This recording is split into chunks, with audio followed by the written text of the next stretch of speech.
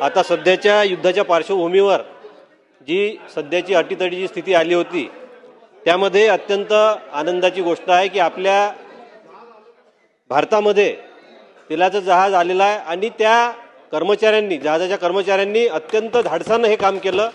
त्यामध्ये वेगळ्या देशाचे झेंडे लावून त्यावर हल्ला होऊ नये याची काळजी घेऊन हे जहाज आपल्या देशात पुन्हा दाखल झालेलं आहे। मी त्या जहाजातल्या सर्व कर्मचाऱ्यांचं आणि आपल्या केंद्र सरकारचं माननीय पंतप्रधान नरेंद्रजी मोदी यांचं मनपूर्वक अभिनंदन करतो, त्यांना धन्यवाद देतो। 1,35,000 टन सुरक्षितरित्या आपल्या देशात हे जहाज आलेलं आहे।